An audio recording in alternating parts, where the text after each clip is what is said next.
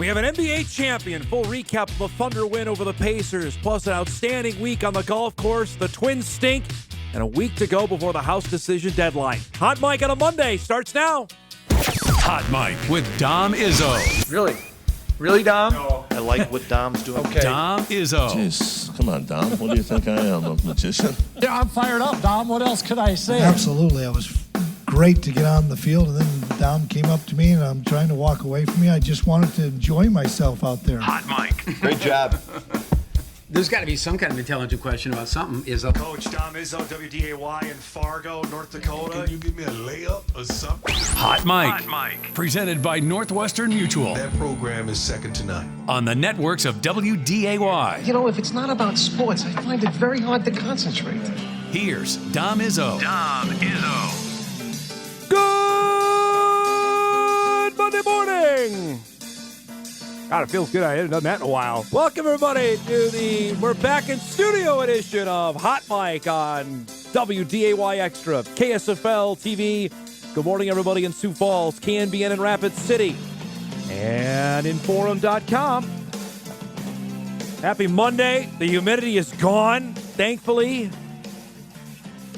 I went through about 8 shirts this weekend. I can't speak for the rest of our outstanding crew that was literally out in the in the humidity and the sun that baked it for. We were out there for 3 days, and it was sticky and it was hot. The golf was pretty good, but it was. I don't think anybody was too sad to break down and go home last night. It was a long 3 days, but an eventful 3 days, and we'll get to the Red River Amateur Championship coming up here in just a little bit. That's our 5th one in the books, which is crazy to say that out loud, that we've done that. I think it keeps getting better. Each year we've done it. They keep adding things to the tournament, and the field keeps getting better. The scoring keeps getting better. Saw that on the women's side certainly this year, and ton of fun. Great to be out there. We'll recap that in full coming up in just a little bit. It's great to be back in studio. I was gone, obviously, last week, came back Friday, and then we're out at golf all last week, so it's been a little bit be back here in the friendly confines of our studio. The final full week of June is here, and there are still lots of decisions to be made. I would imagine today being a Monday, between now and next Monday, the 30th, I have a feeling we're going to have a lot of news coming down the pipe. It just feels that way to me. We're now, 15 days, 16 days removed from when the House settlement came through, and we know a little bit. We don't know a ton yet, specifically with the schools of the Dakotas. We know one of them, that's the University of South Dakota, has decided to opt in. The other 3, I think we have a feeling on all 3 of them, but nothing concrete yet. We need to know by June 30th. July 1 is the deadline, so they've got 7 days plus to make that known, whether they are in or out. It's the old Biff Tannen line from Back to the Future. So we'll get into that chatter in just a little bit as well. I mentioned off the top the Twins stink. It's not good again. After May gave us some false hope after a 13-game win streak, because maybe they've regressed back to where they should be. Because now we're nearing July, that there's going to have to be some decisions made about what this is going forward, with hopefully new ownership coming soon, that what pieces are going to be part of this team long term.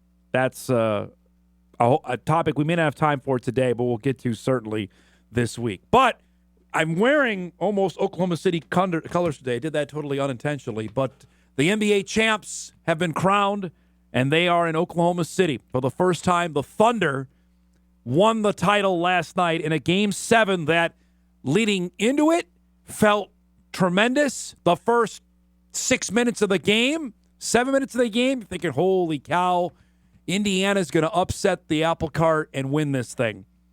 I think there was some part of us that were rooting for that. I'll raise my hand. Had little to do with the Thunder beating the Timberwolves, just that you want the best stories. And after what Indiana did, we showed you on Friday's show in Game 6, just a destruction of OKC, thinking, all right, Halliburton's playing on one leg basically with a calf injury. They got some momentum going in. They've already won in OKC earlier in the series. That was the backdrop for Game 7 last night. And unfortunately, we didn't get the theatrics that the game started with because of injury. You had all the superstars ready to go. Tyrese Halliburton hit 3 threes to start the game for the Pacers. Thinking, here we go. And then everything changed on this play with 5 minutes to go in the first quarter. Halliburton tried to drive and went down. And unfortunately, we've seen this injury way too often in the NBA postseason this year. You can see right there with his right leg. And unfortunately now, so many of us Twitter doctors know exactly what that is. That's an Achilles tear. Jason Tatum had it happen. Obviously, Damian Lillard had it happen. You see Halliburton's dad overcome with emotion. He confirmed to Lisa Salters later in the broadcast it's an Achilles injury. The Pacers didn't get the memo. Benedict Mathurin hits a 3. Andrew Nembhard a 3. The Pacers actually led the game going into halftime. They're up 48-47 without their best player. The third quarter, though, belonged to OKC. Lou Dort just throws up a rainbow that goes in. He's built like a linebacker. Number 5 out there. Jalen Williams gets the steal. How about the acrobatic finish? Guy, he played his college ball at Santa Clara. He didn't play at Duke and in Kentucky like SGA did. And SGA probably is the most memorable Kentucky player. That goes down. It's a 13-point OKC lead. MVP drains the 3 there. Lead up to 14. TJ McConnell, who was sensational for the Pacers, feeds there. Then Jett gets involved. He set an NBA Finals Game 7 record with the amount of blocks he had. Kick out 3 from Jalen Williams into the corner for another triple. Thunder got up by as many as 22 in the fourth quarter. Pacers, though, kept hanging around. Nembhard with a deep 3. It was a 10-point game with 2.5 minutes to go, but they couldn't get back to guard Jett. 4 years ago, that guy's playing at Target Center, beating Alexandria for a state championship. Last night, he's an NBA champion. You could see Halliburton there greeting his teammates on crutches. The Thunder, though, will celebrate. They won a title, this franchise did, in Seattle, but now they've got one as OKC. The Thunder beat the Pacers 103-91 in Game 7 to win a first NBA title. We've got a different NBA team to win it 7 years in a row. Pretty good streak there. In a game last night, SGA was named NBA Finals MVP. That goes on top of he was the Western Conference Finals MVP. He was obviously the regular season MVP. There is a short list of guys that have won all 3 of those. SGA goes for 29 last night and 12 assists in Game 7. Jalen Williams, who was invisible in Game 6, great again last night at 20 in 38 minutes. Jett, look at the line that Holmgren had. 18 points, 8 rebounds, 5 blocks, which is a new Game 7 finals record. That's what this team, those 3 guys you see on that scoreboard, they are built there. The Thunder drafted Jalen Williams. They drafted Jett. They traded for SGA. And they are built for the long term. Afterwards, obviously, high emotion from the 3 superstars of the Thunder. Feels amazing. So much weight off my shoulders. So much stress relieved. Like, no matter what, like, you go into every night wanting to win, and sometimes it just doesn't go your way. And tonight could have been one of those nights, but we found a way. I'm so proud of this group. I wouldn't have rather done it with any other group in the world. It feels good to be a champion. It's a blur. Like I said earlier, I was just like very, very blessed to be in this situation. So a lot of that emotion definitely hit me a little bit. Like I said, there's a lot of stuff that I don't really speak on, like everybody in the room. So it's just a lot of the emotions from that kind of hit me to be able to like push through, and coming from not being known in college to 4 years later being an NBA champion and having like an impact on a championship team is God's gift for sure. So it's been really cool to get that. So that was like a rush of emotion. Back to my injury, it sucked. if you told me that this would be the end point when I got hurt, it'd be easy not to quit. But this isn't guaranteed. That's why only one team gets to do it every year. So I'm so happy I didn't quit. There were a lot of nights, where I was out there on willpower and anti-inflammatories, and so I'm just so happy I didn't quit. He's a goofy dude, that Chet Holmgren. Champions, though, for the Thunder. Poll question today, because I was curious about this, what our local audience is watching, I would hope, on WDAY last night. If they watched Game 7, we posted this. Early returns are out that right now about 59% said no, they didn't watch. Nobody said they watched the Mets lose. I didn't either. That's a whole other story. They were out playing Sunday Night Baseball last night. Real quick to wrap this up on the finals and the NBA before we move on, because we got a bunch of other stuff to get to this morning. And we got the draft coming up later this week. The overarching theme going into this, there's no flashy teams. There's no Lakers. There's no Knicks, no Celtics, no Warriors. That was appealing to me. You had two teams that hadn't been there. You had great players.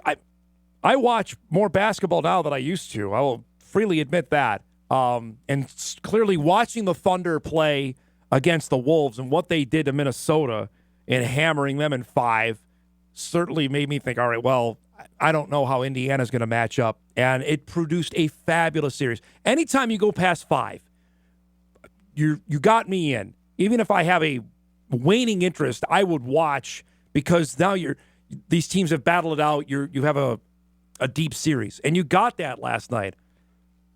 So, yeah, you didn't have the Lakers. You didn't have Luka Doncic. You didn't have LeBron. You didn't have Steph Curry or Kevin Durant. SGA's pretty darn good. He's in that class now. He's now, I believe, the 4th player to win regular season MVP, the scoring title, and finals MVP. And the other guys to do it, LeBron, Michael Jordan did it 4 times, I believe, and the great Lou Alcindor, Kareem Abdul-Jabbar. That's it. That's a pretty good list. So you can lament, and I'm sure the ratings will come out later, and they'll be what they are. And I've already said about this that there's too many people that aren't in advertising or in television that worry about ratings. I don't understand that for the John Q sports fan that worries about that. It was fun basketball. It was good. It was entertaining to watch, and I'll leave it with that. And for the Timberwolves, who didn't get Kevin Durant, that trade went down yesterday. He's a Houston Rocket. That's what you saw there is exactly what they have to go up against, because they're not going anywhere. And I understand it changes year to year. We haven't had a repeat champ in the NBA since 2018 when the Warriors won back-to-back. Warriors won 3 of 4. They won in 15, 17, and 18. They lost in the finals the year they won 73 games to LeBron in 16. That's what Minnesota, that's what Tim Connelly and Chris Finch have to somehow game plan for, is those 3 guys. With SGA, Jalen Williams, Chet Holmgren, Lou Dort's really good. They added Caruso. I mean, they gave up Josh Giddey, who's a good player, to get Caruso from the Bulls, and he was really good. The Wolves have their work cut out for them, I'll just say that. And the offseason begins now. The draft is later this week. I'm sure there's going to be some other moves coming. It'll be fascinating to see it play out over the next, I'd say, 2 to 3 weeks. The Durant move was the first one. Now we'll see where that goes. I mentioned what our weekend was spent at the golf course, which is, again, not the worst place in the world to be. It was warm. But congratulations are in order to 2 Minnesota players that captured the Red River Amateur Championship. We'll start on the women's side. And when you saw the field come out with 40-some-odd players that were participating on the women's field for this tournament, there were a couple that stood out. And the one that ended up winning was certainly one of them. Catherine Van Aragon won yesterday with a performance that was downright dominant. She led wire to wire, was the leader after the first round. She nearly had a hole-in-one. Gosh, we were so close to getting a hole-in-one on live TV. Watch this, folks. This nearly went in the cup. It was a kick-in birdie there. She scuffled a little bit on the back 9, but put it together in a way where she was just every time that she would have a quote-unquote bad hole, she'd follow it up with this. Hit a great tee shot and then can a birdie at 14. Just every time she would answer with great shots. This was at the 16th. She made a bogey at 15, answered back there. That's a really good golf shot there at the tough 16th hole. She would two-putt for par at 16. She ended up taking a 4-shot lead to the 18th. That was the clinching putt. She's won every major high school prep event you can think of. She won 2 Minnesota State championships, Minnesota AM title. She plays at the University of St. Thomas, and now she's got this. When I asked her after the round yesterday where this one ranks, she said pretty high of all the achievements she has. It's the second consecutive year a St. Thomas player wins on the women's division. Isabel Lynch did it last year. She's the first in the women's 4 years that they've done this to finish under par. Rounds of 70, 69, 73. Pretty darn good play. At one point, she had it to 5 under par. She had birdied at 1, and that kick-in birdie you saw nearly a hole-in-one at 4. Just outstanding playing. So congratulations to her on a well-earned championship. On the men's side, we had the last 2 years, at least that I've been calling it, we've had boat races. Josh Galvin, 2 years ago, won by 10 shots in 2023. Last year, Ben Welly ended up winning by 4. We really didn't have any drama on the back nine. And starting the day on the men's side, Fertile, Minnesota's Rylan Petrie had a 3-shot lead.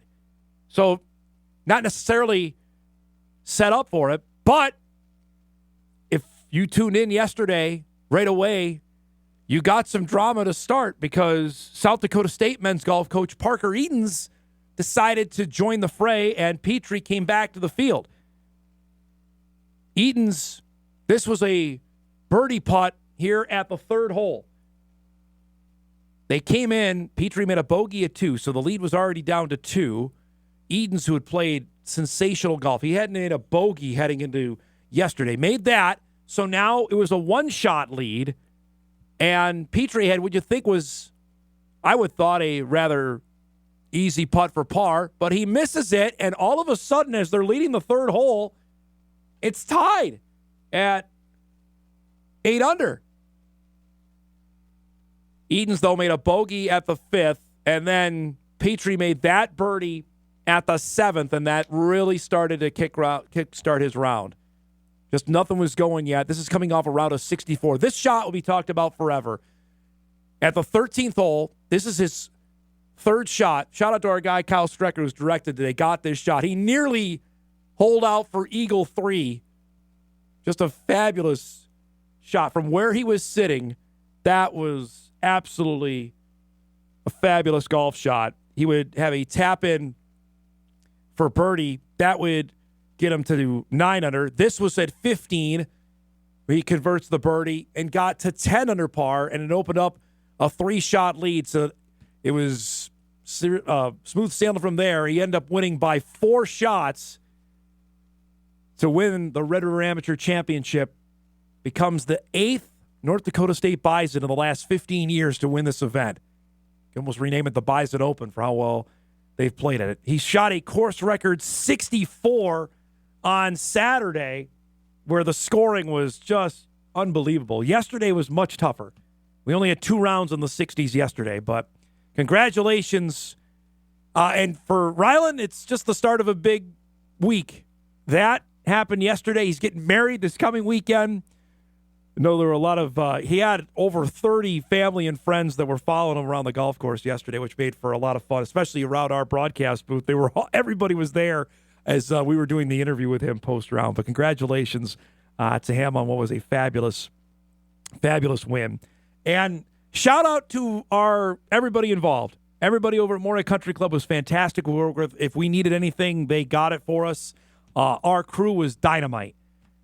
This is something unlike we do any year, all year long. You know, we know it's easy to set up for a basketball game because it's right there. Football, it's right there. Baseball, softball, volleyball, soccer. Golf isn't. Golf is everywhere. The course is huge. And we had coverage of every hole. I want to read one message last night that I got. This is from a member at Moorhead Country Club. Sent me this last night. Dom, I'm a member at MCC here. What a great past couple of days you guys have done covering the Red River Amateur. Production quality has been getting better and better each year. Never easy broadcasting a golf tournament. Thanks again. I got that as I was driving home last night, and I wanted to make sure we read it because too often I get negative comments or negative whatever. That comes with the territory. But when we get one like that, it made me feel pretty good, especially considering all of us were gross, hot, sweaty. I wanted to make sure we shared that on the air today. Stellar broadcast all through the weekend, Dom. You're the face of an incredible team. Here to that. You might see me, hear me, but everybody else deserves all the glory on that because they're the ones out there doing it. And they make me look and sound good, which is incredibly hard to do. So another one in the books, and the planning now underway, I'm assuming, for 2026. Some great playing out there. All right, last thing before we set up the show. We're already, holy cow, we're 20 minutes in. We're running late here. Kyle, do we even want to show what the Twins have done yesterday? Because this was... Bunnell was at the games all weekend. Oh, God, he's going to be just unbearable to deal with tomorrow because his Brewers went into Target Field and bludgeoned the Twins this weekend. They scored 17 runs on Friday. I think they scored 9 Saturday. And then yesterday, the Twins opted to start. They did an opener. I despise that. I understand. Bring up a guy. Just bring up a guy from the minors for one day, rather than throw Danny Kalum to start the first inning. And guess how that played out? William Contreras starts things. How do you think it's going to start out? Well, with a base hit. Brewers got up 1-0 again. I mean, what are we doing?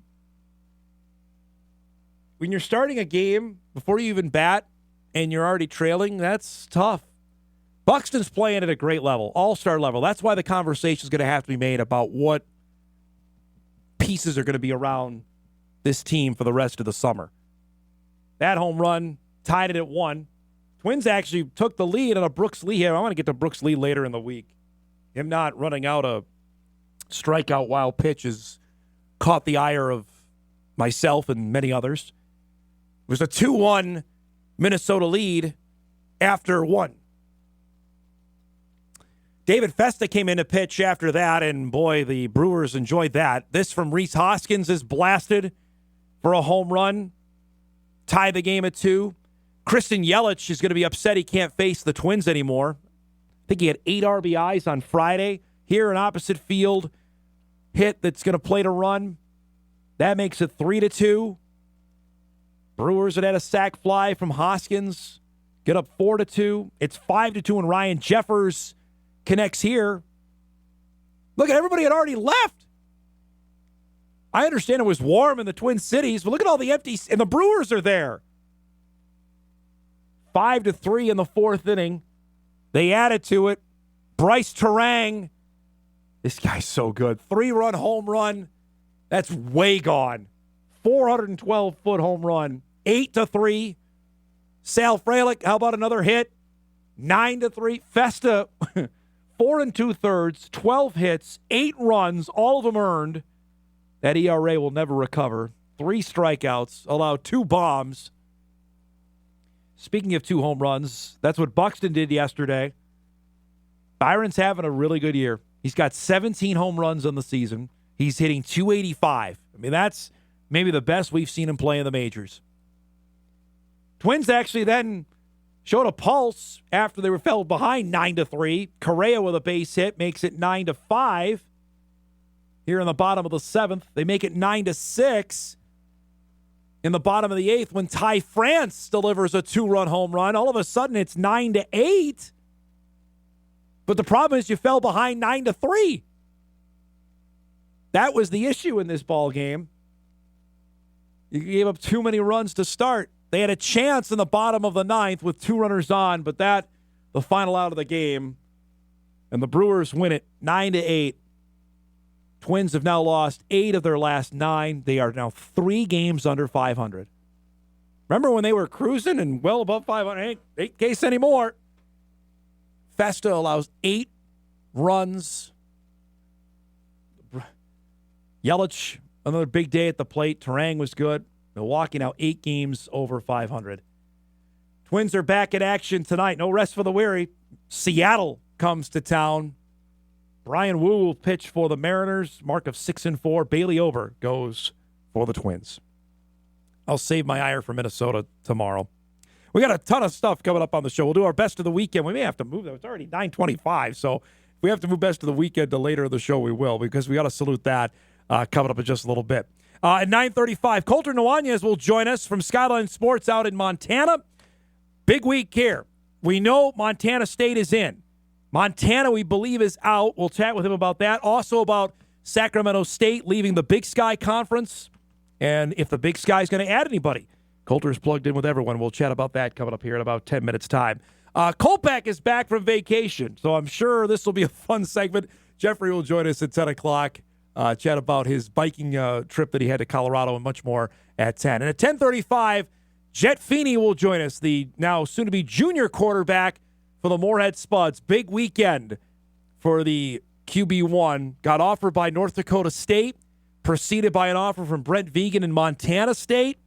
Obviously, Jett's dad, Kevin, legendary quarterback for the Bison. So, big weekend there for the Feeney family. Jett will join us coming up. We wrap up the show at 10:35. I believe now that's 4 or 5. I believe 5 members of the current Spud football team have Division I offers.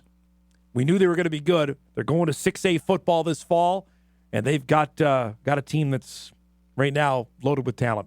So that's coming up later on in the show. So why don't we start it? We'll take a break. We come back. We may have to wait for best of the weekend, probably with how late we went in our first segment. So that's coming up later. We're off and rolling. We're glad you're joining us. Hot Mike back on WDAY Extra right after this.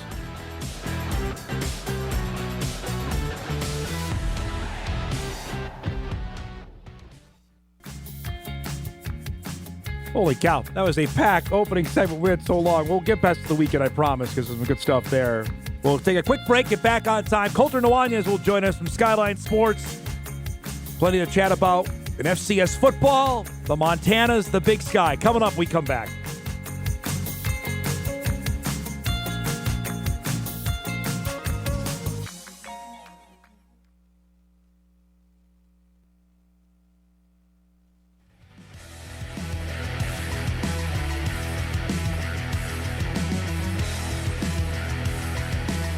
All right, welcome back, everybody. That was a super long opening segment here. Hopefully we got Colter hooked up here in just a second. All right, so let's try and recap where we left off, at least from last week. And I know Sam was getting everybody as much info as possible on what was going on the latest of what's happening around college athletics here. So here we are. It's now June 23rd. Okay, so we are a week out from the deadline that is officially extended for all non-Power 4 schools to either opt in or out of the House settlement. We have I would say at least 25 to maybe 30 FCS schools that have made that announcement. 3 that are in the Missouri Valley Football Conference, University of South Dakota, Murray State, and Southern Illinois have made official announcements. For the other 7 schools, we do not know. In the Big Sky Football Conference, we know of at least 1 that has decided to do it. Another is not even in the Big Sky Football Conference anymore. And I thought, well, there's one person to get us up to date on what's going on in the Big Sky. Friend of the program, Colter Nuanez, joins us from Skyline Sports on a Monday, fresh off a trip to school for his son. So I appreciate him rushing back to join us on this Monday. It's great to see you, bud. So give us the update on first on the Montanas, what their position is on the House settlement. Well, first, I got to ask you, this whole thing is so not only interesting, but also like mind-bending to follow. Correct. Right? I mean, correct. My producer told me, we always go back and forth giving like weekly updates on the House and stuff like that. My producer at ESPN Radio, he told me the other day, he's like, dude, I don't have the time to follow this anymore. Nope. Like, I have multiple full-time jobs here. He's like, I'll just let you tell me what's going on and what I should think about it. So what do you think? I mean, this has been a crazy last couple months. We did a segment, basically the whole show 2 weeks ago today, where I tried to explain it to our viewers why this is important, and I don't know if we accomplished it, because it doesn't involve stuff on the field right now. My point was it's going to.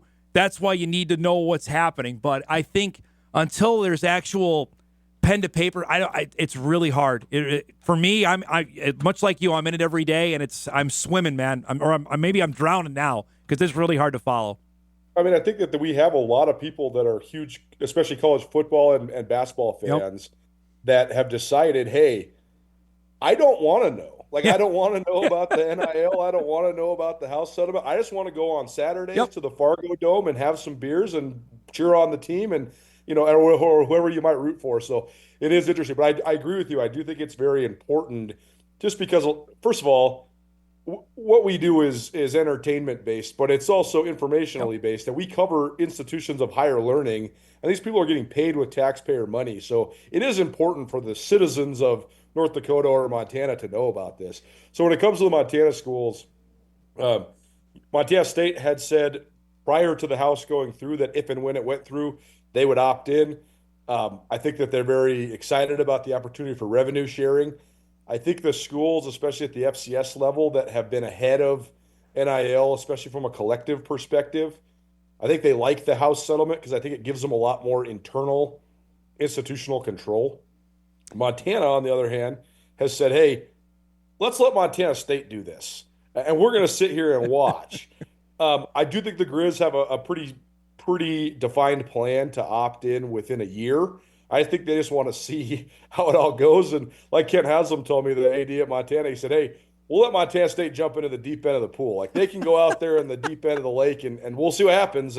But Montana plans to opt in as well. So I don't know. I don't know if one way is better than the other. I think that good for Montana State for having a plan to be able to opt in right away. And I think also probably good for Montana for being a little bit discerning and sort of seeing how it all goes. It's funny because I think Colter in North Dakota, if you would have told me or asked me 2 weeks ago, I think North Dakota State was leaning in. I think now there might be leaning out. University of North Dakota is going to go in, I think, because of hockey, because of all of their rival schools that are playing the Big Ten that obviously all are in. I think that's going to force UND to make that decision. But I wouldn't be surprised if a year from now that North Dakota State is in. I think they're in a waiting game as well. I think we're going to have a decision this week, and that's where I believe they're leaning.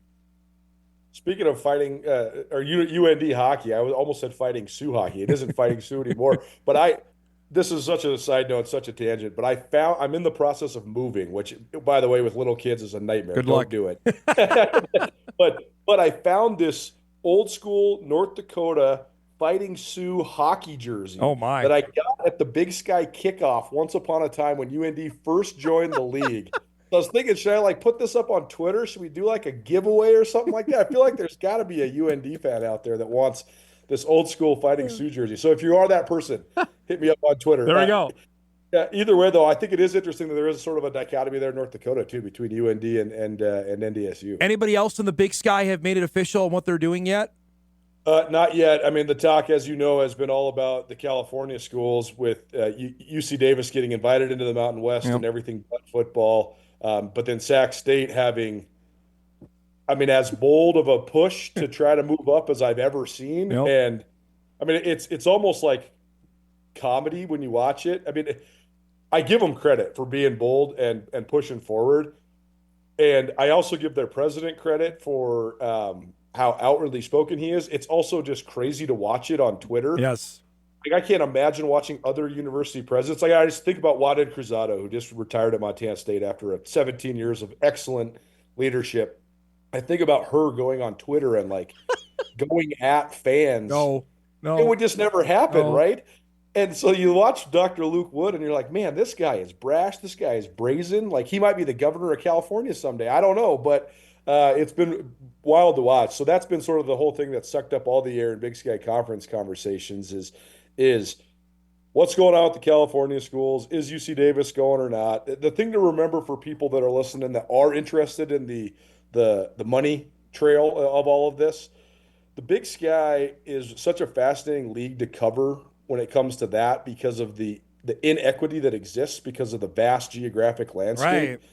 So to put that in perspective, Sac State Athletics gets about 80% subsidies from the state of California. Northern Arizona I mean, they have the same state subsidies as Arizona and Arizona State.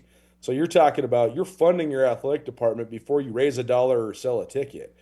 Montana and Montana State very much like North Dakota State, where they're almost fully self-funded. You got to go sell tickets, you got to produce revenue.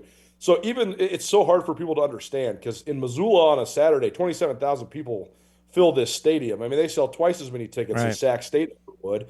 But Sac has way more money because they get all this money from the state. They get all this money from student athletic fees. They have way more students.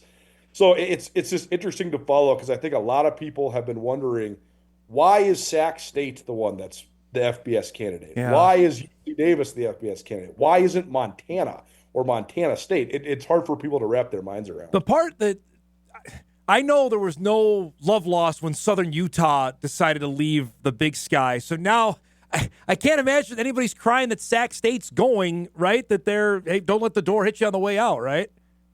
Yeah, it's that's another really interesting fold here is that, Sac. How do I say this as gently as possible, but as accurately as possible?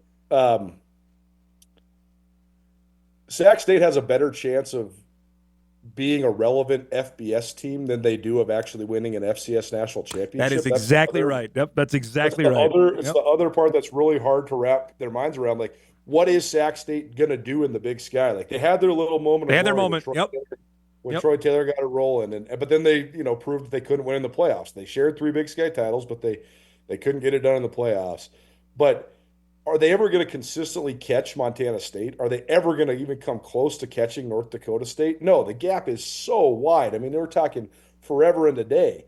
Could they catch New Mexico State, though, or Liberty, or, Western Michigan or something like that? I think they could. I also think that the sad truth, and this is hard for people that live in rural markets like us to wrap their minds around, but Sac State is immediately more relevant where they live and where they're at by never winning a single FBS game. Just of geography. Right.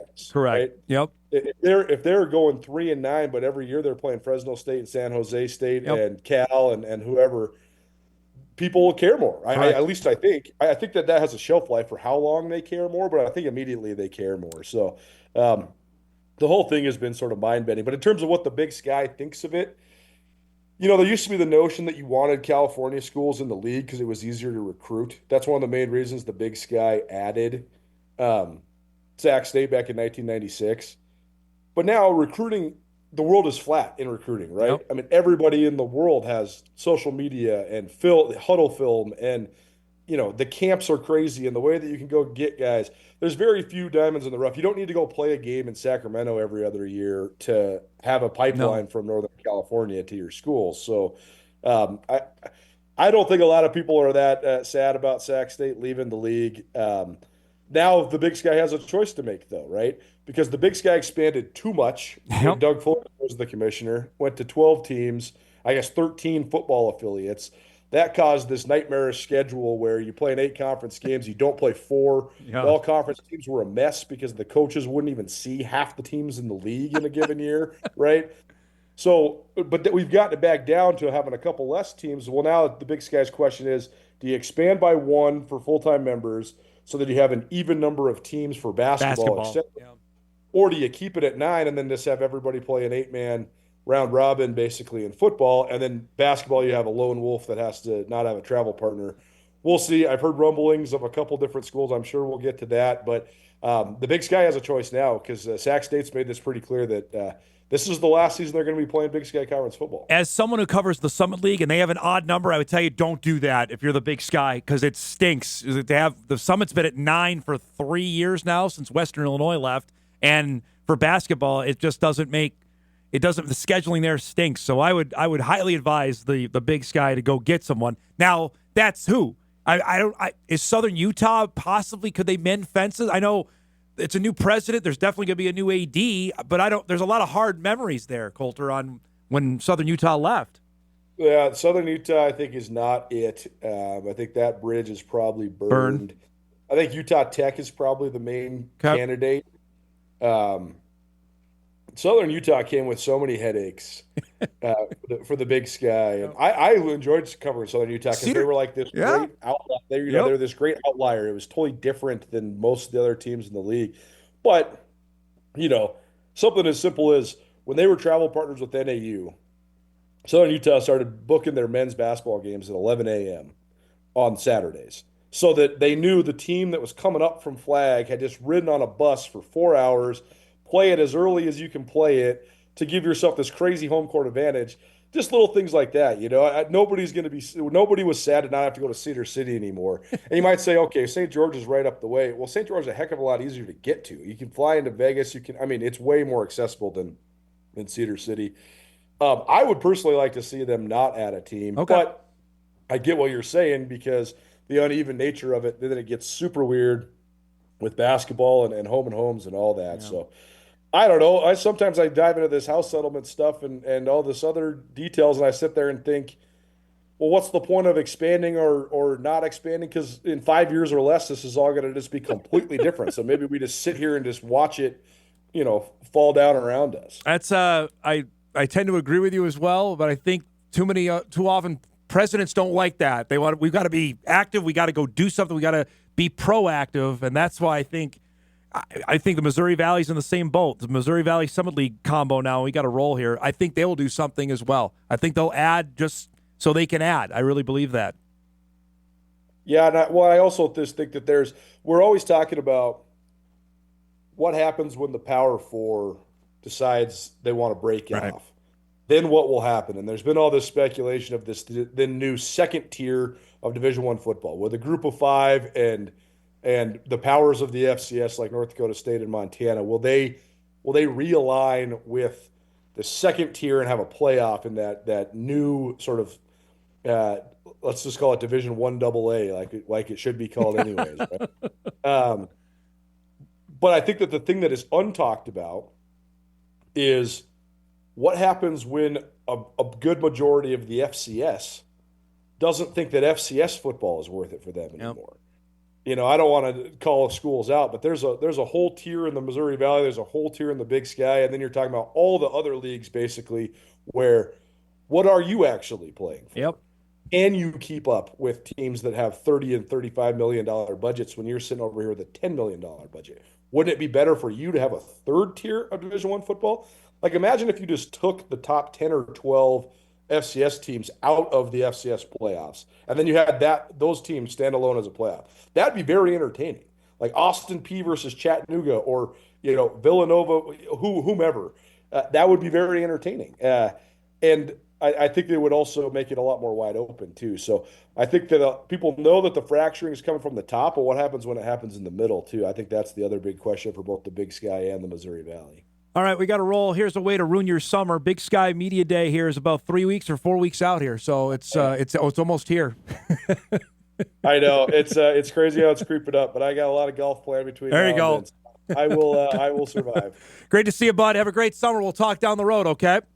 Hey, thanks, guys. Colter Nuanez joins us from Skyline Sports. It's an awesome job covering the Montana schools and the Big Sky Conference. And their media day is July 19th. The Missouri Valley is July 21. So we're on the clock. We've got about 3 weeks of summer to enjoy before football season is ready to roll. We'll break. We'll wrap up our first hour. Big second hour coming up, including about less than an hour from now. Jett Feeney will join us from Moorhead. Back on Hot Mic on WDAY Extra, Inforum.com right after this.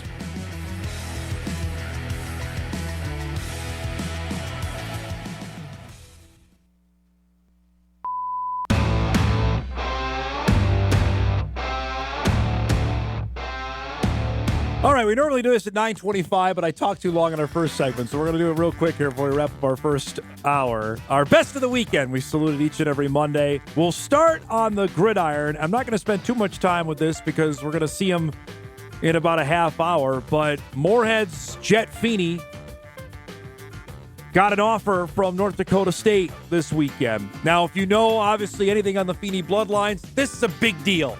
His dad, one of the all-time great players in Bison football history, who played quarterback.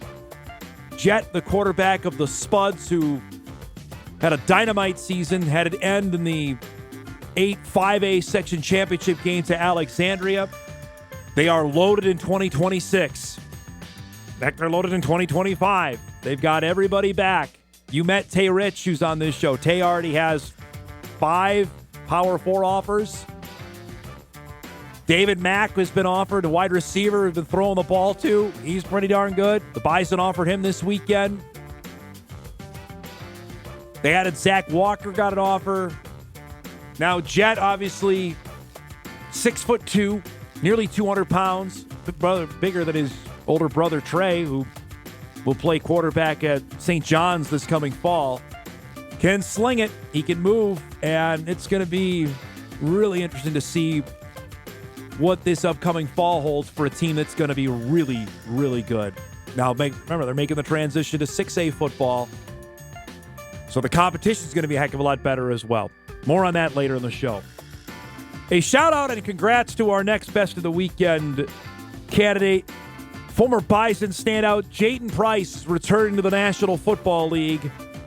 Jaden signed a deal with the New Orleans Saints late Friday. He spent this past season with the Arlington Renegades of the United Football League and was pretty darn good in the UFL, enough that he earned an NFL deal. You remember Jaden, after his playing days at NDSU wrapped, signed a undrafted free agent deal with the Atlanta Falcons. It was really good, actually, with the Falcons last year at training camp. Spent a little bit of time with the Dolphins. Got released, went and played in the UFL, and was really good. Those uniforms, by the way, are outstanding. Numerous pass breakups. They used him on special teams. And now he's heading back to the NFL. The Saints signed him for a one-year deal worth $840,000, so he'll get a chance coming up here in about a month to try and make the Saints roster. Obviously, they saw something that they believe he can help them this upcoming season. So there's another Bison in the National Football League once again. Jaden Price, congratulations to him. Awesome stuff there. We're hoping to get JP on the show sometime, hopefully this week. Lastly, this is going to seem self-congratulatory, and I don't care. Obviously, the weather was a huge story over the weekend, whether it be Thursday night, certainly Friday, and the tragic circumstances that happened in Enderlin. And Saturday, heck, last night was rumbling again. But Friday night was something that I hadn't experienced before, and I've lived here almost 20 years. When the sirens started roaring at 11:30, 11:40 on Friday night, my son woke up, and I know he was scared. That was something else. So shout out to our storm tracker meteorologists. They were awesome. Jesse Ricka was fantastic. Robert Daly, awesome. Bobby Pointer, fantastic. All of them, they were on the air, I think, from 9:30, I want to say, till 3 o'clock in the morning, straight. I mean, I'm going to sit here. We did 5 hours of golf yesterday, but at least we had commercials. There were no breaks. They were awesome. So I wanted to make sure that they were they don't need it. They wouldn't ask me to do this. I'm doing this on my own volition. They were fantastic. They were informative. They didn't scare anybody. They told you exactly what was going to happen. They told you what was coming.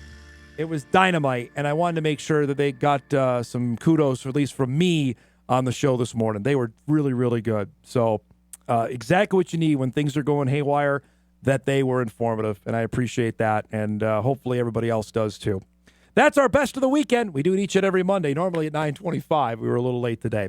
We'll do for a break. We come back. We'll start our second hour. Jeff Kolpack, back from vacation, will join us as we start hour number 2. That's coming up when Hot Mike returns right after this.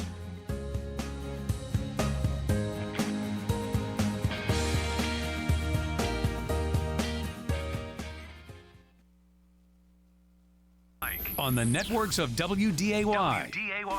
Here's Dom Izzo.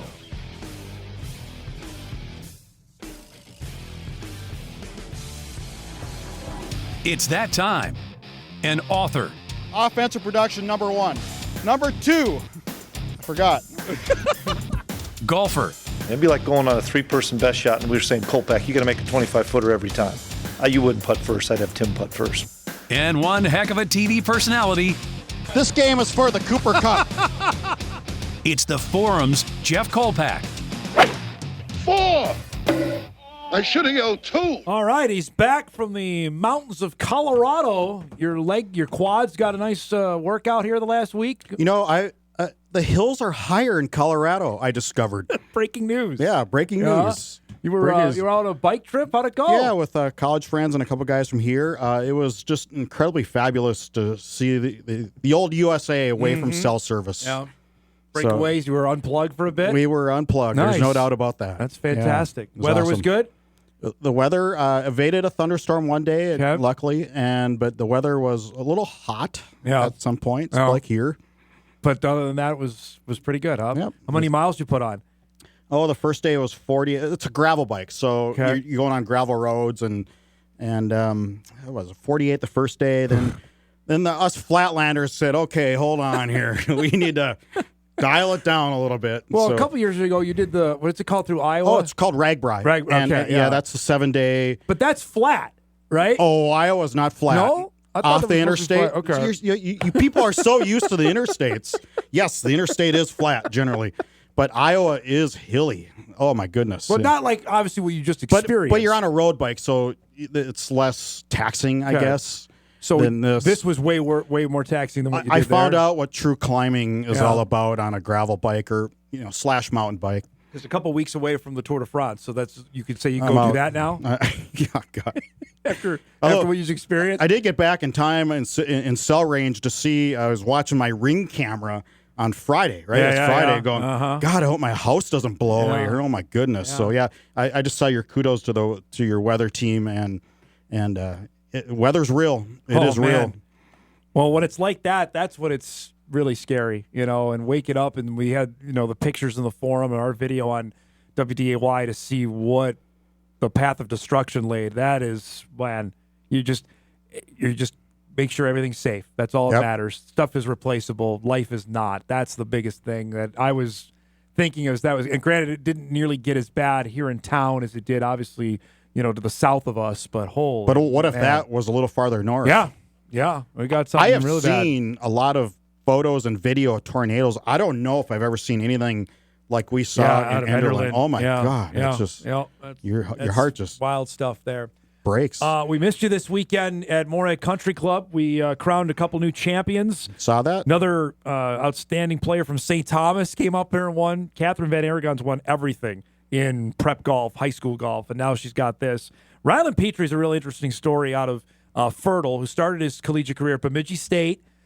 He told me yesterday that he was almost burned out with the game, ended up transferring. Steve Kennedy found him to come to NDSU, and he was NDSU's best golfer this year, Jeff. He finished second at the Summit League, and boy, he was great this weekend. Isn't it great you could find a really good golfer, a great golfer in the collegiate ranks from a 9-hole course like Fertile? Yeah. That's just so awesome. And that goes to show you that Steve Kennedy was right when he took over NDSU a decade ago, that, there are good players up here. Yep. There are. And you just have to look for them. You got to make sure that you got to try to, keep them from leaving the state or the borders and say, yes, you can have a great college golf experience here. And he did that. And they haven't hired they didn't hire a new coach. Yeah. No, not yet. So that's something that's done. And I asked Petrie about that yesterday. He goes, not sure yet, but obviously he's going to be back. They've got Scarperood's back. They've got some dudes that are going to be on that team again this upcoming fall and spring. And he's leading the way for a guy you mentioned from Fertile. That's not a golf haven. It's a cool course, though. If you play that course, yes, yeah. And there are so many cool little 9-hole tracks. So I don't want to say little. I mean, there are so cool 9-hole tracks in small towns. Is what I meant. Mm-hmm. Really scattered about the state. I've always wanted to do a little tour. Why am I saying little? I want to do a tour of these 9-hole gems that people maybe don't know about. I certainly didn't until Rylan was telling me about it. I will say this, and you've been out there to see the transformation of what this tournament was from what the KX did, and Scott Sinner joined us during the broadcast yesterday, say COVID really gave us a chance to reset what we wanted to do with this tournament. And now in the 5 years since, it's become an event really to kick off, I think, the summer for amateur golfers, and whether it's the Birchmont, whether it's the State Opens, whether it's the Pine, they come and play Moorhead to start. Yeah, I think there's a couple kudos there. First of all, to Moorhead Country Club for giving up the course for 3 days. Actually, it's probably a week, right? I mean, to for the prep members, it, right? To prep it. Yeah. So that's that's not as easy as it sounds. In prime time play. I mean, Fargo said no more to the Bobcat because they didn't want to give up the course. So, kudos to Moorhead for allowing, Goose and the team. And obviously, I'm sure he slept 2 hours, if at all, between Friday and Saturday. He's sleeping today, I can tell you that. Yeah. So the Moorhead did a great job. I love the fact that, and I don't want to, pump our own tires, but I did check out as much as I could your coverage. Yep. You guys, again, were spot on. Awesome stuff. It's hard to do. You're pushing buttons in the old technology world. Yep. We're not CBS. Not yet. We're covering the Masters. We're getting there. Yeah. We're getting there. But what, 9, 10 cameras? Yeah, we had just 11, I think, total. I mean, we were all over the golf course. We had every hole covered. So, 11. That's what I thought. 11 cameras. Yep. Strecker would know. He's still sweating from the last 3 days. Kyle looked at me yesterday after we were done and go, no more. No more. Did nobody tell the crew to hydrate? Everybody, no, it's just a matter. Out there, especially in the back nine, there's no Saturday. There is about 4 o'clock. There is no shade in the back nine. And here's the thing, because they had the delay because of the weather, they had split tees going and was lift clean in place. So you had the combo. We had 6-hour rounds, Kolpack. So there was one point, Greg McCullough and I looked behind us, and we're right behind the 18th. And for people that don't know the golf course, the 18th green and the first tee are right next to one another. We had 6 groups waiting to tee off on the first tee right behind us. Yeah. It was log jam city. Point being, there were parts in the golf course, there's no shade for those guys to get away. That out there by the alley, there's only a few spots that I'm sure they were coveted to get under trees out there. Yeah, 2 jumbotrons on the course now, and they survived the storm apparently. Yeah, everything was good. We lost a couple of tents from what I gather but every knock on wood, as far as I know, on Monday at 10:12, all of our equipment made it. Weather always hits that tournament, does it not? It does. Yep. It does. It's just like clockwork. Fortunately, it didn't hold up play nearly as much as it did a couple years ago when we dealt with it, but. It was a great event and turned out to be 2 worthy champions there. We still haven't really had a tight finish yet, though. Petrie ended up winning by 4. Van Aragon won by 4. We haven't had one come right down to the wire. Well, the first year I think that you did it, we did, right? We had a playoff that year. Yeah, that was Nate DeZiel and Holmgren, right? Yeah. That went to a playoff. That's since we have not had anything. It's been Boat Race City on Sunday. Yeah, that's when I think Nate was on 18. He drove it into the right trees, and I was kind of a rookie. Well, I was a rookie doing this on the course reporting, and I thought, God, do I ask him what he's using for a club or not? So I did. That's what you're supposed to do, though. Well, usually the caddy, you motion the caddy, go, 7-iron, and what are you doing? That's good stuff. We're sitting here. It's June 23rd. We're a week out. We've not heard anything from North Dakota State, North Dakota, or South Dakota State about their intentions on the House settlement. I think when we were here 2 weeks ago talking about this, you and I was told that NDSU was leaning towards opting in. Now I believe they're leaning towards opting out, which nothing's changed in terms of information, but I think what they want to do is they want to, I think, maybe wait a year before doing it. I think the most important thing to the fans out there is it's not going to change your perception of how this program operates, whether they opt in or opt out. It's all stuff that's going to happen internally, whether they want to let so the rosters will be grandfathered in, which is kind of one reason you don't go to 105 right away. You can grandfather. That was one reason to opt in. Correct. Was for that. The part on it now is I don't know how many more scholarships do you think that they would want, if they wanted to, would raise? That's my question. Well, yeah, I think you have to go to 105. Do you not? Wow, that's a lot. That's 40 more scholarships for football only. Then you got to raise 40 on women's sport. I don't think so. I don't think there's as many. I'm not saying right away, but at some point you have to.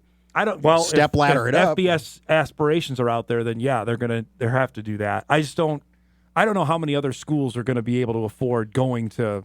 Well, even 80. Mike mentioned this last week to me, and he goes, if you want to be FBS, then I think you need to start opting or acting FBS. Acting FBS, and so that would mean increasing your scholarships. And you go to the Mountain West and go, oh, we're at 95 right now. Yeah, and I talked with Matt Larson. What's Northern Illinois at?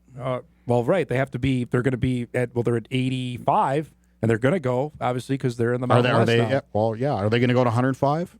Is the money there? in DeKalb to go to 105? It better be, because look who they're going to be playing up against. That's what I'm saying. UNLV's going to be at 105. Those other schools that are still left in the whatever the Mountain West is now will be at that. I hear that. I think that makes sense. I just don't know how many at this level can. Like Southern Illinois announced they're going to do it.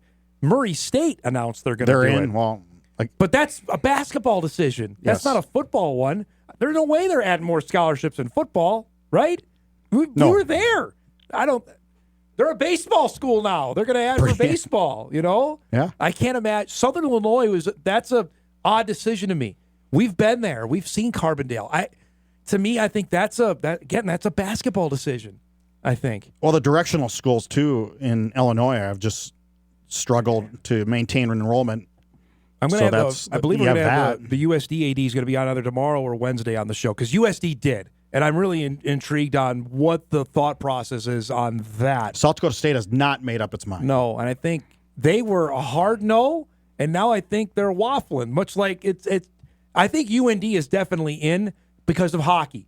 Look who they have to, if they're playing Minnesota, Wisconsin, those schools all have to be in, then UND's hand is kind of forced there, right? It's your number one sport. Yeah, you have no choice. It's going to happen there. All right, we're overdue for a break. We'll get caught up here. A couple more topics with Jeff when we come back here on a Monday morning edition of Hot Mike. We're back live on WDAY Extra, KSFL, KMBN, and Inforum.com right after this.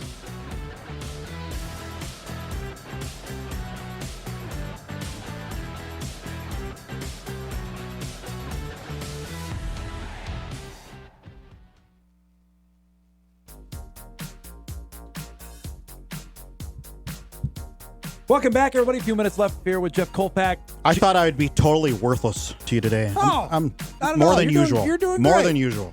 Jett Feeney coming up in just a few minutes. Big weekend for the Feeney family there. Yeah. Jett picked up an offer from NDSU. Prior to that, Brent Vegan. His old roommate, Kevin's old roommate. In Montana State. So that's now 5 spuds that have Division I offers heading into for the class of 2026. Well, that's good because... Or 27, sorry. Not exactly playing Bemidji next year. No, they got Maple Grove. Not that Bemidji's any slouch. Minnetonka, Wayzata, Maple Grove. They got everybody up on the schedule for this upcoming year. The Bison so far have 15 commits for 2026. Politics going on, and I know there are some that, SDSU's got this many, and we're granted. The Bison only have, I believe, total, Jeff, about 20 scholarships to work with because they have that many players coming back for 2026. So they already have 15 guys, and what they have 3-star corners. I know you're going to roll your eyes at me about the stars, but the corners these are really, really good football players they got coming in. Well, I think it's part collective is working. They're good recruiters. Do you remember, I don't know, it was like 15 years ago when Craig Bohl got like a summer commitment. And how we're big a deal it was? And we're like, what? Yeah. Yeah. And that was for the incoming class the fall. Now I know. It's just think about the transformation of the recruiting process. That's the calendar has totally changed that, because I think this time next year we're going to have a signing day in the summer. I really believe that's going to happen. They already have at least 15 offers for 27 guys. So guys that just wrapped up their sophomore year of high school, they have that many out, including Jett. The earlier signing date, the better if you're an NDSU coach. Correct. Because kids schools will poach Bison players and all the good FCS teams. But at this time, how much now is the letter even that binding anymore? Yeah, you know what I mean? No. Like, I think I'm part of that camp, but your thought process is exactly right. The earlier that you can get them in and get them signed, then more power to you there. And it's also going to be a decision for kids to say, am I going to gamble and think I'll get a Power 4? Correct. Or do I sign with NDSU on July 1? Knowing whatever that date may be. Knowing the portal is still open, though, that you can go after a year and go. That's a hard decision for the parents and a 16 or 17-year-old. And that's the other thing that the college, while you were on vacation, that has bubbled up to the surface now, that nobody can decide on when. They want one portal, but the Big Ten wants it one day and the SEC wants another. So the Big Ten wants it in January. So then April. So that they know what their roster is. They've gone through school, and then they can do like we saw this year, go rob the FCS schools for their best players. SEC wants it in January, so then, hey, we can go to spring ball. We got our guys in, and ready to go. That's where we're at right now. What say you? What would you prefer? If you're Much prefer January. Absolutely. Yeah. Because kids will have their mind made up after the season whether they want to transfer or and not. it would be in January, it would not be December. So because the college football school, yeah. right, but because the college football playoff had guys opt out during the playoff, they said, "Oh, we can't have that anymore." And I'm like, "Hello, but FCS has been experiencing this." Say it's January 12th. I think kids. I mean, it'll affect so few schools that are playing at that point. I agree. So I think kids by November are researching where to go. After going through this in April and seeing the top teams in this division get ravaged, I would say let's do this in January because that was tough. I mean, teams that guys were practicing during spring ball, and then the next day they weren't there, and the next day we knew why they weren't there. That was tough. And it wasn't just here in Fargo. It was in Vermilion. It was a lot of places. Montana had it happen. It's a tough deal there. Isn't there so much about college football that needs to be figured out? Well, that's what they thought when the settlement went through, that, okay, bam, we can make all. No.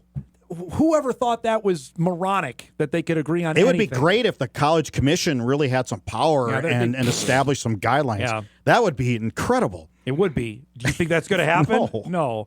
What else? There's going to be lawsuits, is there not still? Yeah, well, of course, because you knew it was going to happen on the Title IX stuff. So now all that's been filed after the settlement went through. So we're just... Which appropriately so, in my opinion. No, absolutely. I'm not begrudging that one bit, and it's totally unfair, but at one point, like, are we going to have a set of rules or not? And I think we're trending towards not, because that's the way it's going to go. Back in my early days of reporting, I covered the NDSU Title IX lawsuit with volleyball. Early 90s, I want to say, mid-90s. And I don't think you want to mess with the OCR. Nope. You really don't. Nope. And I think the OCR is going to – I'm surprised there isn't more, honestly. Yeah. And appropriately so, because – there's probably a lot that we don't know about, I bet. Probably. In terms of happens, violations that are going on that we just don't know about. Last thing, and this is a big deal for high school recruiting in the state of Minnesota today. Jackson County Central. Jackson County Central is the #1 football player in the state of Minnesota. Roman Voss is his name. Today is decision day. He put this up on his Twitter account. He's deciding, Kolpack, not just between the University of Minnesota, Alabama. It's between Bama and the Gophers for this kid. If PJ gets this guy, oh my gosh, Gopher fans are going to be unbearable because they beat Kalen DeBoer in Alabama for a guy. Is this to mean that Dinkytown Collective is doing something? Yeah, absolutely. Because you have to think that. But yeah, the decision is today. He'll announce it between Minnesota and Jackson County Central. I mean, I knew they were good. Well, look at the sports, Alabama coach. He's familiar with that part DeBoer of the certainly country. knows that part of the world. But if PJ is, we've talked about it, the amount of groundwork they've done up here, specifically in North Dakota, has caught my attention. For guys that NDSU routinely get, PJ's got 3 or 4 of them but now. Last year he got the top player, the Duluth kid. Top 2 player. And he also, in North Dakota, he's come in and got the top 2 players each of the last couple of years. So there's some groundwork being done. If this one happens, Gopher fans are going to be unbearable. Yeah, they got Parrish last year. If they get this guy this year. And that one worked out. Coy Parrish, really good player. Yeah. That was dynamite there. If this guy, they end up getting him, you're right, though. That would be a feather in the cap of what the Dinkytown Collective is potentially doing there if they're able to get him. That's something we'll follow. We'll let you know on the show tomorrow on that. One other thing I want to hit before we go. Please don't talk about Missouri Valley Football Media Day. Yeah. Please. Come on. How about it, though? It's coming up. You and I covered. My point is not it's coming up, that they are doing it. We went to St. Louis. I remember that's awesome. Yeah. that we went there when the Bison first got into the old Gateway before they changed to the Missouri Valley Football Conference, and they haven't held an in-person one since. That was 2008, I want to say. So it's 2025. This is a good deal. Curious to see the media participation. That was what I was going to ask you I about. don't know. Because the amount of, we go to all these places, how many even staff, like for a newspaper, even staff it to cover teams anymore? How many opposing beat writers on the newspaper side do we see at the Fargo Dome anymore? Outside of the Dakotas, when it's the... I mean, Randy at... Well, Illinois State hasn't been up here in a couple of years. Has Randy been up here? Randy Reinhardt covers I think he Illinois travels State. with the team. Okay. So that's one. Youngstown, no. Is Jim still with Northern Iowa? Jim Nelson does. but he doesn't cover them per se. So I don't know if Northern Iowa, if they travel. Northern Iowa didn't send anybody last year. I know that. Youngstown, no. Southern, no. Murray, no. Nope. Who am I forgetting here that's out of the axis? Obviously, UND, yes, we'll cover the Dakotas, all the South Dakota media because you're right there. Yeah, that's everybody. So it might be a lot of familiar faces. Wyatt in most state, he would have probably made that trip, but they're big time now. They're a week from today. They are FBS official come July 1. I think it's long overdue, especially considering when you saw, the Big Sky do it, the CAA does it. And the Valley was doing it over Zoom or a telephone. Heck, it was a phone call? Remember that? Yeah. Remember those days we did that? I mean, this is long overdue. I think the day Missouri State goes FBS, we need to do a welfare check on Mike. Could be a tough day. Could be a tough day for a lot of people. Thoughts and prayers to him that day. That's not great. Great to have you back, bud. I'm glad you had a good vacation, and we'll talk soon. Good to see you, Dom. Jeff Kolpack joining us each and every Monday in studio. His appearance was brought to us by Northwestern Mutual. We'll break. We come back. We'll head across the river over to Moorhead. Big news over the weekend. We mentioned it. Quarterback for the Spuds, Jett Feeney, offered by North Dakota State. We'll visit about that and a couple other topics when Hot Mike returns after this.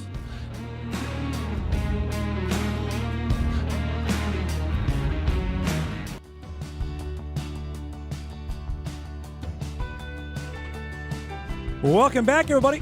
Monday morning show, final half hour. Boy, we've been flying through here. We mentioned earlier on our show when we highlighted the best of the weekend. It was a busy one for our next guest who picked up 2 Division I football scholarship offers. One from Montana State, the other from North Dakota State, guy that we've talked plenty about. We've had almost every member of the Feeney family on.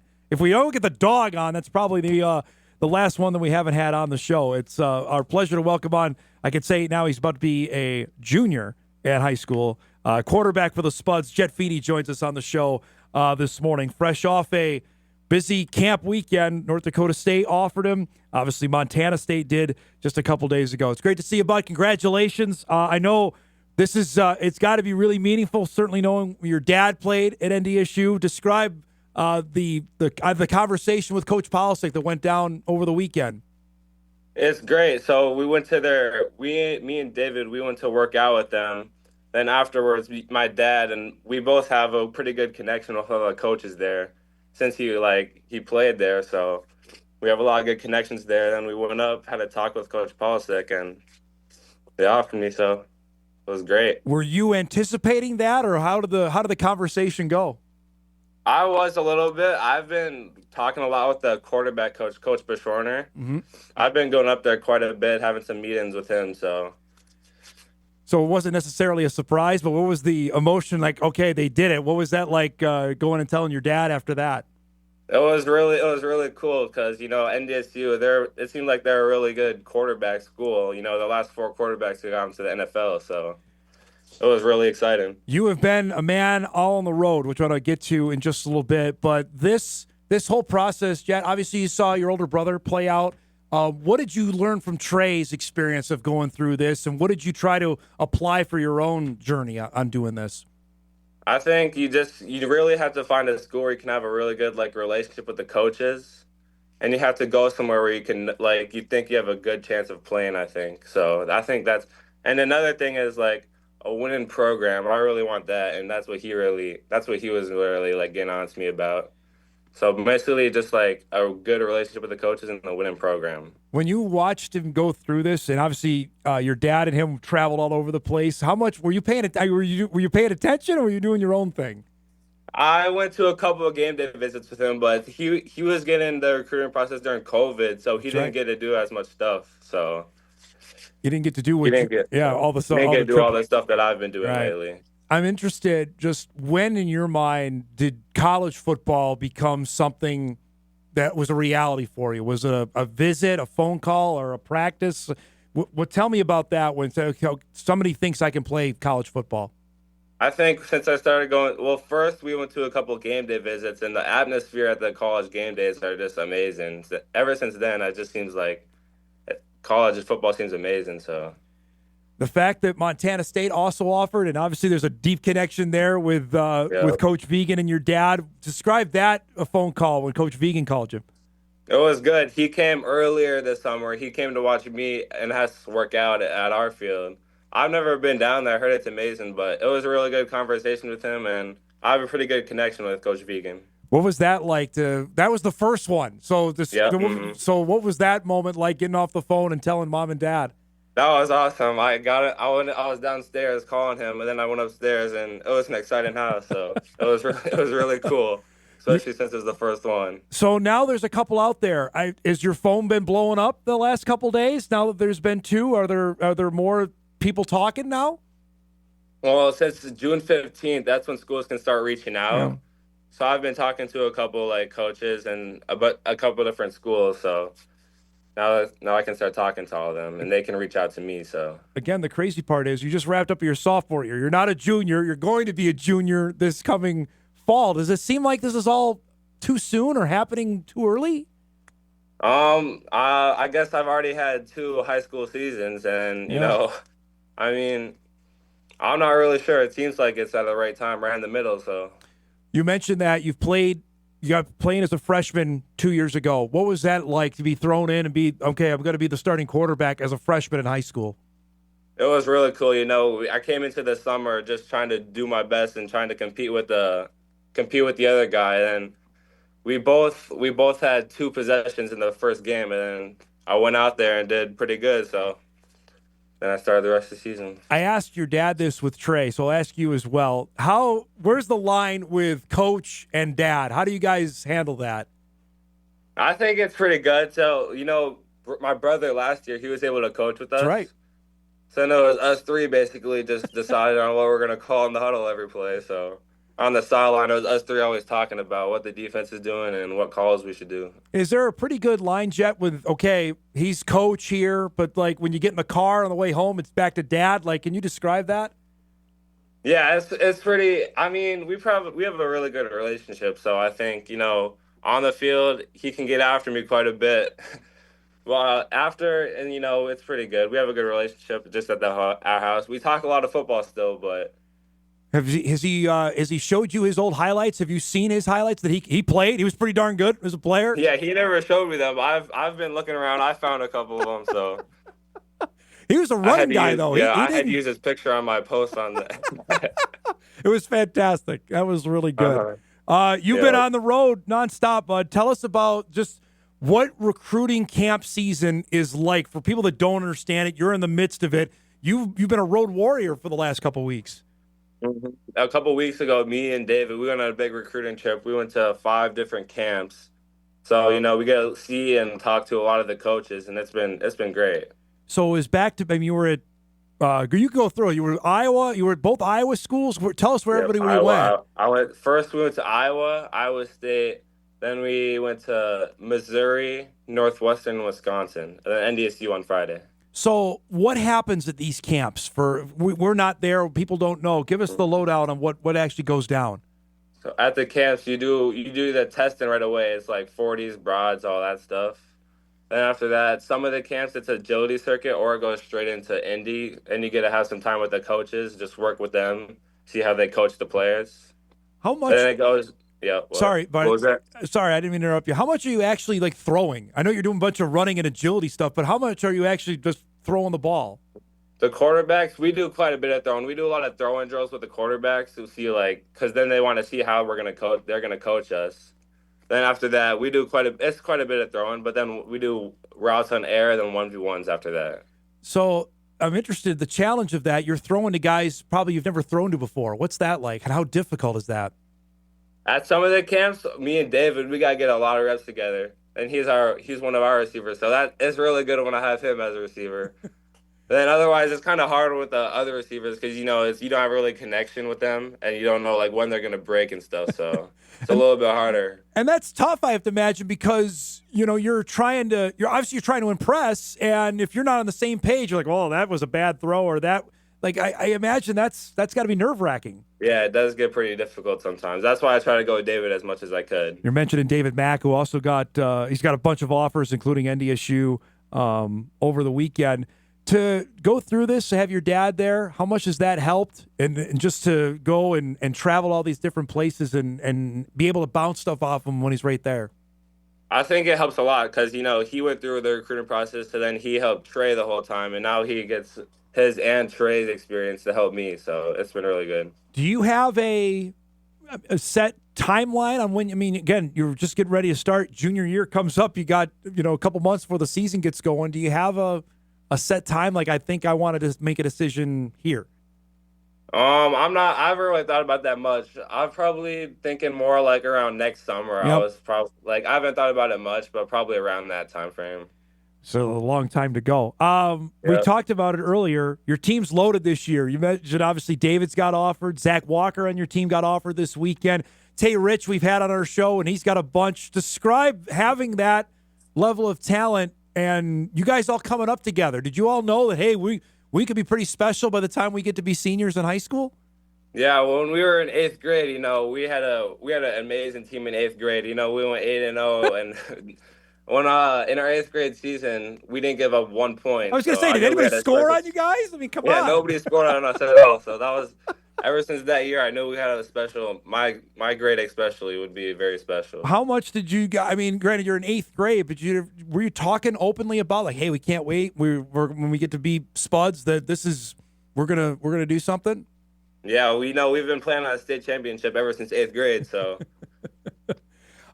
it's been really fun. Yeah. The big talk, Jett, obviously this offseason, we had your dad on about it, is the jump up to 6A. You've done 5A the last 2 years. How much have the guys talked about this, about what's to come this fall? We're excited. Last season, I know we had a really good team and stuff, but it was kind of like, besides Alexandria, we wouldn't really play the full games. So this next year, I think we'll be able to play a lot more, and we'll have some more competition, I feel like. I don't think you're leaving games early this coming season. Yeah, no, I don't think so. The excitement level, you've gone down and played Rogers and gone down to the Twin Cities. What about getting those teams to come to Moorhead and come to Jim Goda Stadium? What's the excitement level for that? I'm really excited. All those schools, they just go like a 20-minute drive all the time, so and it's pretty exciting. Well, I'm sure there's going to be plenty of complaining that they got, past St. Cloud. A lot of those schools in the city, they're not excited to come up to Moorhead. Well, and you guys do it all the time, so it's second nature. I'm really interested to see like a Wayzata or Maple Grove come up this way, and like they get past St. Cloud, they still got, another 2 hours to go. Right. Yep. Because, we always go down to the cities it seems like every week, so. How much of an advantage do you think that can be? Is that something that you guys can take advantage of that for home games this season? I think we could. They're not used to like the 3-hour bus rides like we are, so because we do it in basketball, baseball, football, everything. So I mentioned the other teammates here. You played hoops as well. You do a ton of sports. Is there a decision where you can keep doing that? Are you going to keep playing multiple sports, or is it going to have to be football and that's going to be it? Yeah, I think I'm going to keep playing football, basketball, and then this last year I didn't do baseball because my elbow, something was a little wrong with it when I was throwing baseball. So, but I'm doing track too. So. All right. Well, I figured that with Dad coaching track, You probably got. What do you do in track? Get faster. Yep. What do you do in track? In track, I only did relays. It was mostly just to get faster. So then I did a couple like 4x1s and 4x2s. Have you done a 40 with your dad lately? Has that worked out? Yeah, I've been doing some good 40s at these camps actually. A couple 4.7s, so he could run, man. You saw the highlights. He could move. Yeah. So I'm just throwing it out there. That's for a lot. He could run. It's great to see you, Buck. Congratulations on the weekend. That's awesome to see. Have a great summer, and we can't wait to see you play this fall. Okay. Yep. Thank you. Appreciate it. Jett Feeney, soon to be junior starting quarterback for the Moorhead Spuds, offers this weekend. North Dakota State, Brent Vigen and Montana State into the mix, and that Spud football team, we've talked about it plenty on this program, and we certainly will as we get closer to the fall. Loaded with talent, and they got the best talent in the state they're going to see. So to Jett's point, there's no more, hey, you're going to play 2 quarters and be done. No, they're not going to happen against Minnetonka. It's not going to happen against Wayzata. It's not going to happen against Maple Grove that you're only playing 2 quarters. These are going to be some dynamite contests coming up this fall, and excited to see how that plays out. All right, we'll come to the end of the road. We'll take our final break. We come back, we'll wrap things up and get you ready can I say a busy sports Monday? It kind of is, but we're done. Basketball's done. Hockey's done. The College World Series is over. We might be nearing the abyss. Hockey, and we'll wrap up Hot Mike right after this.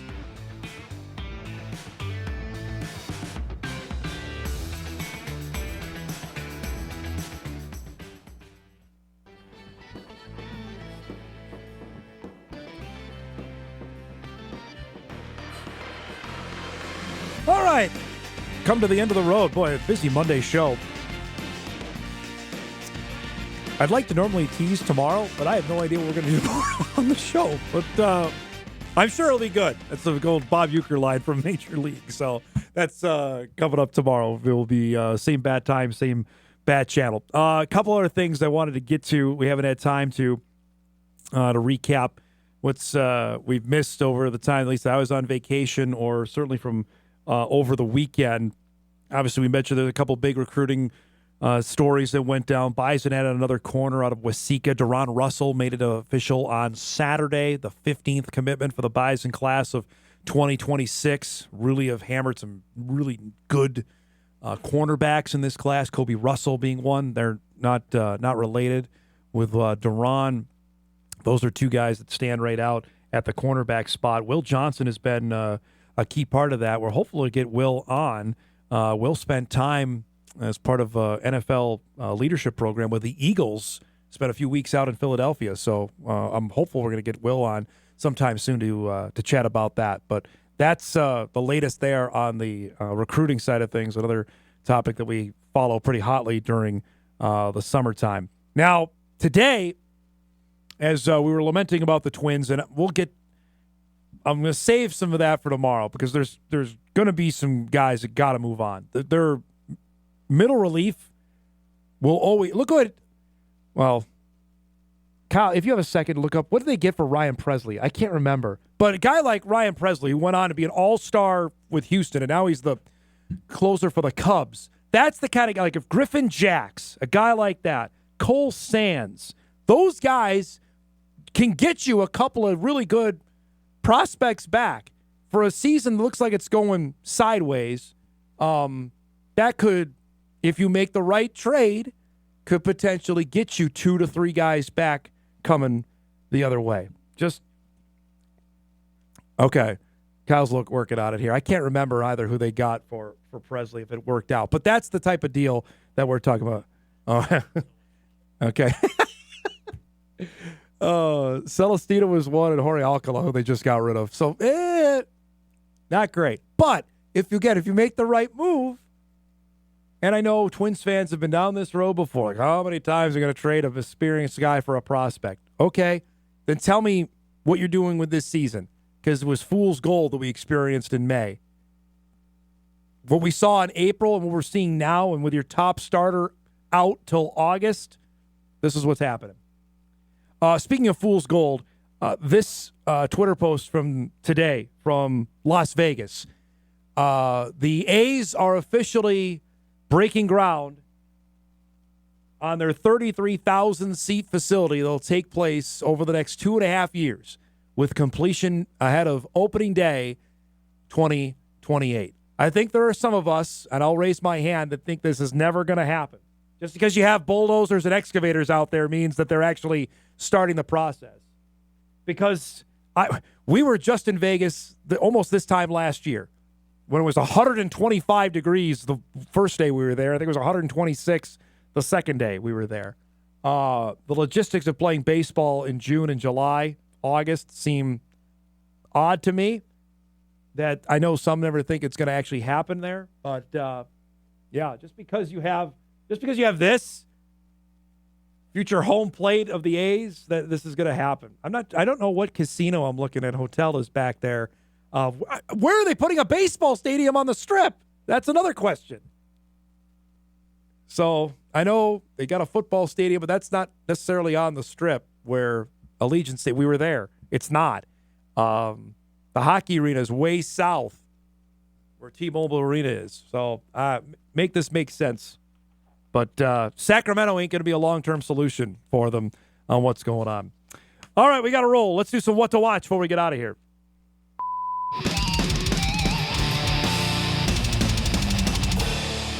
This was slim pickings here. We've reached the time of the year where there's not a ton of great sports tonight. The Twins are playing tonight, for those who want to indulge yourself with that, against the Mariners, 6:30 on Twins.tv. Yankees are playing the Reds. That's all I got for you. The Yankees are playing the Reds, 6 o'clock on MLB TV. And something called the FIFA Club World Cup is on. More soccer, but it's messy. Inter Miami is playing something called Palmeiras, 8 o'clock on TBS. Turner bought the rights to this, so apparently they think it's worth something. That's coming up later tonight. We got to roll. Thanks to our guests today, to Colter Nuanez, to Jeff Kolpack, and to Jett Feeney. If you missed any of the show, you can podcast it later today at Inforum.com. You can watch a full replay of us on WDAY Plus, as always. Hope everybody has a great Monday. Enjoy the non-human weather. We'll see you back here tomorrow on Hot Mic. Thanks for watching, everybody.